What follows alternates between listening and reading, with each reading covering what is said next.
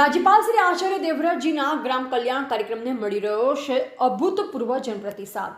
સાબરકાંઠા જિલ્લાના વડાલી તાલુકાના કેસરગંજ ખાતે યોજાયો 2 દિવસીય ગ્રામ કલ્યાણ કાર્યક્રમ। 2 દિવસ દરમિયાન રાજ્યપાલશ્રીએ ખેડૂતો, પશુપાલકો, મહિલાઓ, બાળકો તથા વડીલો સાથે સાધ્યો સીધો સંવાદ। ભીષણ ગરમીમાં અંદાજે 3 કલાક સુધી એસટી બસમાં સામાન્ય મુસાફરની જેમ સફર કરી ગાંધીનગરથી કેસરગંજ પહોંચ્યા હતા રાજ્યપાલશ્રીની સાદગીથી ગ્રામજનો થયા પ્રભાવિત।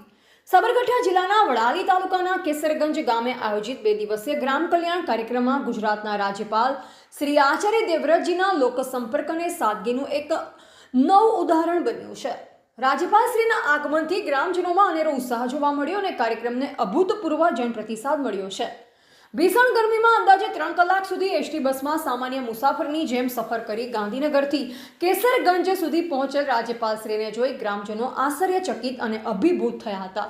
તેમની આ સાદગી અને સરળતાએ ગ્રામજનોના હૃદય જીતી લીધા છે।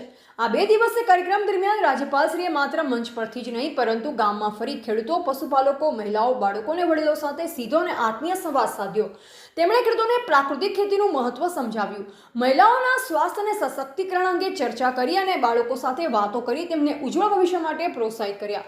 વડીલોના આશીર્વાદ લેતી વખતે રાજ્યપાલશ્રીની વિનમ્રતાએ સૌને ભાવુક કરી દીધા હતા।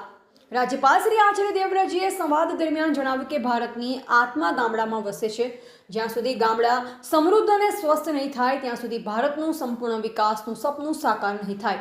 મારી આ મુસાફરીને સંવાદનો ઉદ્દેશ માત્ર સરકારી યોજનાઓ પહોંચાડવાનો જ નથી પણ ગામડાની આંતરિક શક્તિને ઓળખવાનો અને ફરી ઉજાગર કરવાનો છે। કેસરગંજના ગ્રામજનોએ જણાવ્યું કે અમને ક્યારેય નહોતું લાગ્યું કે રાજ્યના સર્વોચ્ચ પદ પર બેઠેલ વ્યક્તિ આટલી સરળતાથી અમારી વચ્ચે આવીને બેસશે, અમારી સાથે જમશે ને ઘરના સભ્યની જેમ અમારી સાથે સંવાદ કરશે। આ કાર્યક્રમે સાબિત કર્યું છે કે જ્યારે કોઈ નેતૃત્વ જનતાની વચ્ચે રહી કામ કરે છે ત્યારે તે ખરા અર્થમાં લોક કલ્યાણનું માધ્યમ બને છે।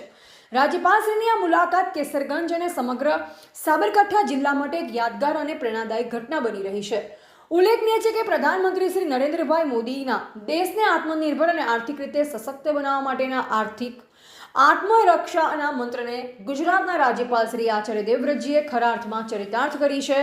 રાજ્યપાલશ્રીએ રાજ્યના પ્રવાસ માટે હેલિકોપ્ટર કે હવાઈ મુસાફરીના બદલે ટ્રેન, એસટી બસ અને જાહેર પરિવહનનો ઉપયોગ કરવાનો નિર્ણય લીધો છે। રિપોર્ટર જયેશ ઠાકોર સાથે શૈલેષ પટેલ, જિલ્લા બ્યુરો ચીફ, સાબરકાંઠા।